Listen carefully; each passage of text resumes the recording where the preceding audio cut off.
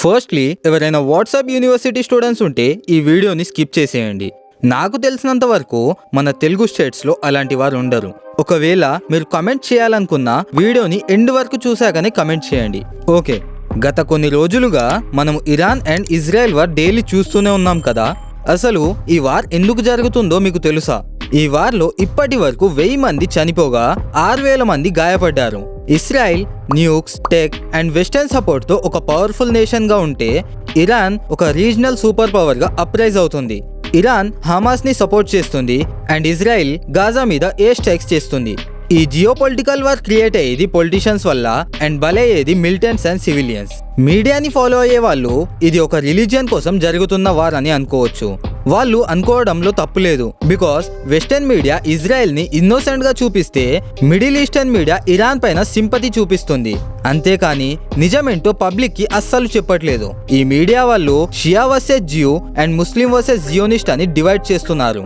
అసలు వార్ జరిగేది పవర్ కోసం అని ఎవ్వరు డీటెయిల్ గా చెప్పట్లేదు. రిలీజియన్ పేరుతో వార్ స్టార్ట్ చేయడం అనేది ఒక ఓల్డ్ ట్రిక్. బట్ ట్రూత్ ఏంటంటే రిలీజియన్ వల్ల స్టార్ట్ అయ్యే ఫైట్ ఇప్పుడు arm trades, territory domination, oil control and international influence పైన జరుగుతుంది. ఒకవైపు ఇజ్రాయెల్ దగ్గర 90 ఇంటాక్ట్ న్యూక్లియర్ వెపన్స్ ఉంటే మరోవైపు ఇరాన్ న్యూక్లియర్ వెపన్స్ తయారీ కోసం యురేనియం ఎన్రిచ్ చేస్తూనే ఉంది. Countries like US, UK and Germany Israel ని ఓపెన్ గా సపోర్ట్ చేస్తున్నాయి and Russia, China and north Korea countries Iran కి సపోర్ట్ చేస్తున్నాయి. అసలు పవర్ కోసం జరిగే వార్లో రిలీజియన్ ని ఎందుకు ముందు పెడుతున్నారు అండ్ ఈ వార్లో ఇండియా పొజిషన్ ఏంటి అండ్ ఇండియా ఎవరికి సపోర్ట్ చేస్తుంది, ఇలా అనేక ఇంపార్టెంట్ టాపిక్స్ గురించి మనం ఈ వీడియోలో తెలుసుకుందాం. మనము రిలీజియన్ అండ్ ఎమోషన్ ని పక్కన పెట్టి cold facts and hidden truths గురించి మాట్లాడుకుందాం. Without any let's start the video. Israel Iran మధ్య శత్రుత్వం ఇప్పటిది కాదు. 4 దశాబ్దాలుగా రెండు దేశాల మధ్య పచ్చగడ్డి వేస్తే భగ్గుమంటుంది. ఇజ్రాయెల్ ఇరాన్ మధ్య యుద్ధ వాతావరణం నెలకొంది. ఇరాన్ రాజధాని టెహరాన్ టార్గెట్ గా ఇజ్రాయెల్ దాడులు చేస్తోంది. ఇజ్రాయెల్ అంతు చూస్తానంటోంది, ఇరాన్ తగ్గేదేలే అంటోంది. దాడులు చేయడమే తప్ప దెబ్బతిండం తెలియని ఇజ్రాయెల్ కు మరోసారి చేదు అనుభవం ఎదురైంది. శరణం కాదు రణమేనంటూ ఇరాన్ విరుచుకుపడింది. అన్నట్టుగానే అమెరికాపై ప్రతీకార దాడులకు దిగింది.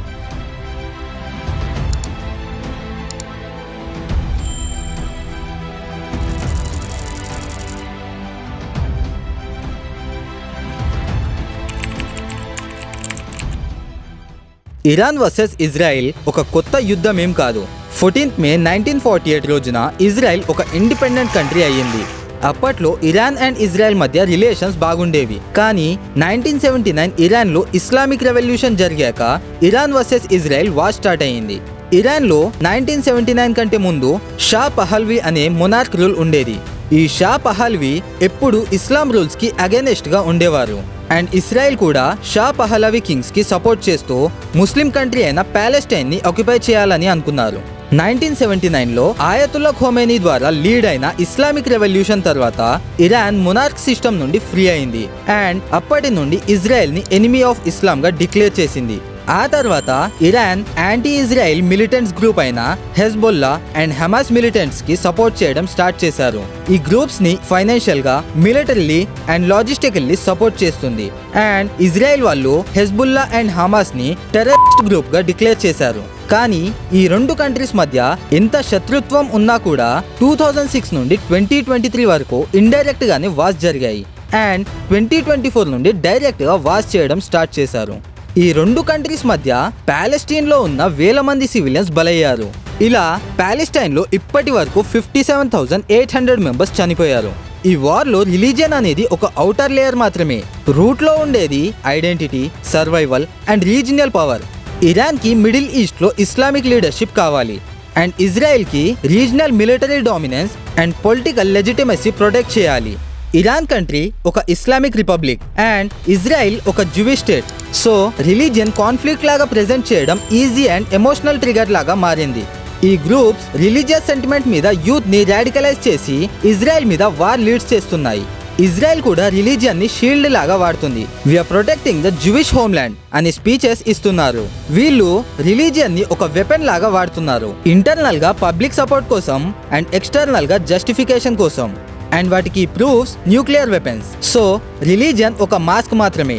ఈ మాస్క్ పైన పొలిటికల్ ప్రొపగండా బిల్డ్ చేస్తున్నారు. మార్క్ మై వర్డ్స్, ఈ ట్రూత్ కామన్ మ్యాన్ కి రీచ్ అయ్యి అర్థం చేసుకున్న రోజున మరో రెవల్యూషన్ ఖచ్చితంగా జరుగుతుంది. Coming to the point, June 13th రోజున స్టార్ట్ అయిన వార్ ఇజ్రాయెల్ చేసిన ఫస్ట్ అటాక్ కాదు. ఇజ్రాయెల్ వర్సెస్ ప్యాలెస్టైన్ వార్ జరిగే సమయంలో గాజాకి చెందిన హమాస్ గ్రూప్ 7th అక్టోబర్ 2023 రోజున ఒక సర్ప్రైజ్ అటాక్ చేసింది. అండ్ ఈ అటాక్ లో 1200+ ఇజ్రాయలీ సివిలియన్స్ చనిపోయారు. అటాక్ జరిగిన నెక్స్ట్ రోజు అంటే అక్టోబర్ 8th రోజున ఇజ్రాయెల్ ఎయిర్ స్ట్రైక్స్ చేసింది అండ్ గాజాలో 300+ సివిలియన్స్ చనిపోయారు.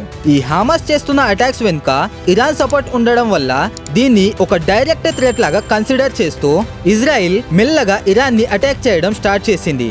అండ్ 1st ఏప్రిల్ 2024 రోజున ఇజ్రాయెల్ డైరెక్ట్ గా ఇరాన్ ఎంబసీ బిల్డింగ్ మీద ఎయిర్ స్ట్రైక్ చేసింది.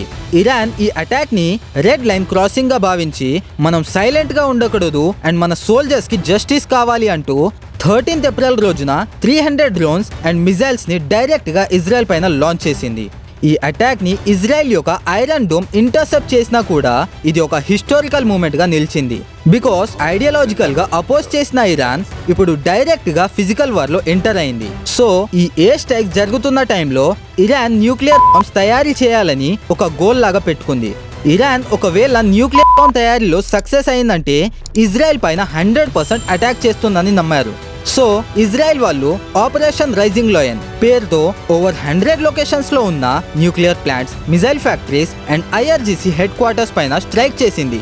అప్పుడు ఇరాన్ డైరెక్ట్ గా వార్ డిక్లేర్ చేస్తూ ఇమీడియట్ గా 300+ మిజైల్స్ లాంచ్ చేసింది అండ్ ఇజ్రాయెల్ యొక్క ఐరన్ డోమ్ 65% మిజైల్స్ మాత్రమే ఇంటర్సెప్ట్ చేయగలిగింది. అయినా కూడా అప్పటికి వార్ ఎండ్ కాలేదు. జూన్ 14 నుండి 17 వరకు వార్ ఇంకా వైలెంట్ గా మారింది. ఇజ్రాయెల్ మళ్ళీ రిటాలియేట్ చేసి ఇరాన్ లో ఉండే డీప్ అండర్ గ్రౌండ్ ఫెసిలిటీస్ మీద ఎయిర్ స్ట్రైక్ చేసింది. Iran air defence system already 40% damage లో ఉండడం వల్ల ఇజ్రాయెల్ కి ఎయిర్ సుపీరియారిటీ వచ్చింది. సైబర్ అటాక్స్ కూడా యాక్టివేట్ చేసి ఇరాన్ లో ఉండే communication satellites, radar systems and fuel networks ని బ్లాక్ చేశారు. At the same time Iran యొక్క backup groups like Hezbollah, Houthis and Shia militants కూడా బ్యాటిల్ ఫీల్డ్ లో ఎంట్రీ ఇచ్చాయి అండ్ కౌంటర్ అటాక్స్ చేసి ఇజ్రాయెల్ పైన ప్రెషర్ క్రియేట్ చేశారు. తర్వాత జూన్ 18th రోజున ఇరాన్ స్ట్రేట్ ఆఫ్ హార్మజ్ యొక్క GPS సిస్టమ్ ని జామ్ చేయడం స్టార్ట్ చేసింది అండ్ దానివల్ల ఇంపోర్ట్స్ అండ్ ఎక్స్పోర్ట్స్ ఆగిపోయాయి. ఇది ఎవ్వరు కూడా ఎక్స్పెక్ట్ చేయలేదు. ఈ ఒక్క స్టెప్ వల్ల డొనాల్డ్ ట్రంప్ కూడా ఈ వార్ లో ఇన్వాల్వ్ అయ్యారు అండ్ సివిలియన్స్ ని ఎవాక్యుయేట్ తెహరాన్ అని డైరెక్ట్ స్టేట్మెంట్ ఇచ్చారు.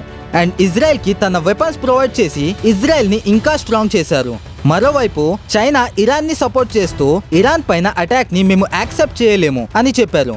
ఇరాన్ స్ట్రేట్ ఆఫ్ హార్మజ్ ని బ్లాక్ చేయడం వల్ల ఆయిల్ డెలివరీ లేట్ అవుతుంది అండ్ ప్రైజెస్ ఇంక్రీజ్ అవుతాయి.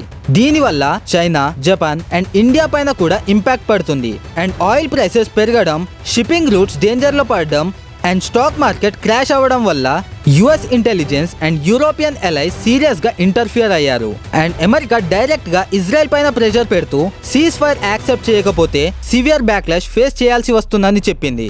ఇజ్రాయెల్ తన మిషన్ 80% కంప్లీట్ అయిందని సీజ్ ఫైర్ కి రెడీ అని రిప్లై ఇచ్చారు. On the other hand Iran convince కాలేదు.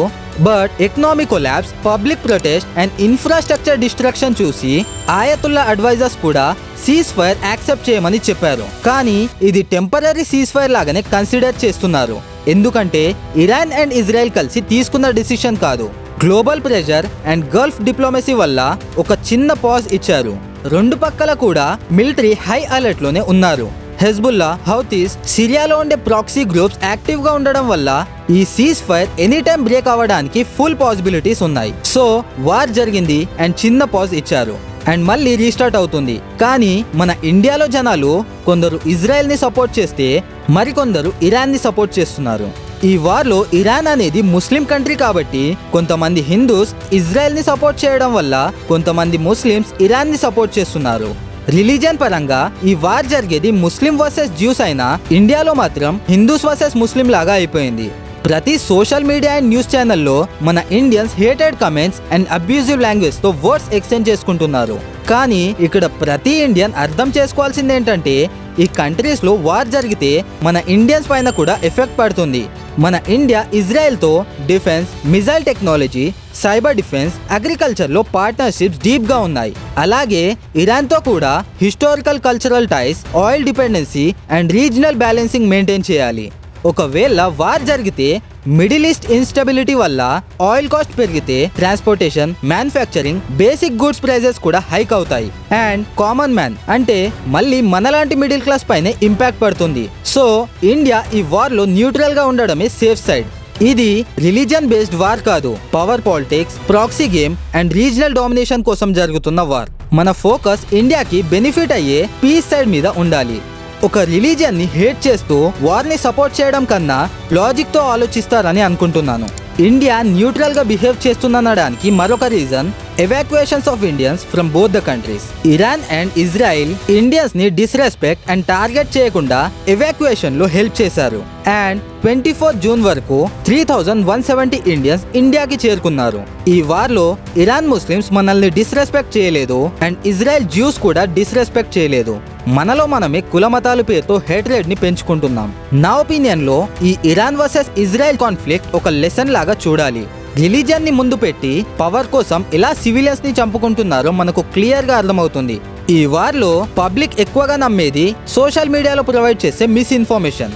ఈ మిస్ఇన్ఫర్మేషన్ వల్ల ఫస్ట్ ఎఫెక్ట్ అయ్యేది మన ఇండియాలో ఉన్న వాట్సాప్ యూనివర్సిటీ స్టూడెంట్స్. నాకు తెలిసి మన south side especially Telugu people ఇలాంటి వాటికి తొందరగా అట్రాక్ట్ అవ్వకుండా ఫస్ట్ దాన్ని అనలైజ్ చేసిన తర్వాతే నమ్ముతారని అనుకుంటున్నాను. సో మీ మైండ్ లో డౌట్ వచ్చిన ప్రతిసారి దాన్ని క్లారిఫై చేయండి అండ్ దానివల్ల ఎవరికి బెనిఫిట్ జరుగుతుందో ఒక్కసారి ఆలోచించండి. మరి ఈ టాపిక్ పైన మీ ఒపీనియన్స్ ఏంటి? కమెంట్స్ లో తప్పకుండా చెప్పండి. That's all for today. Thank you. జై హింద్.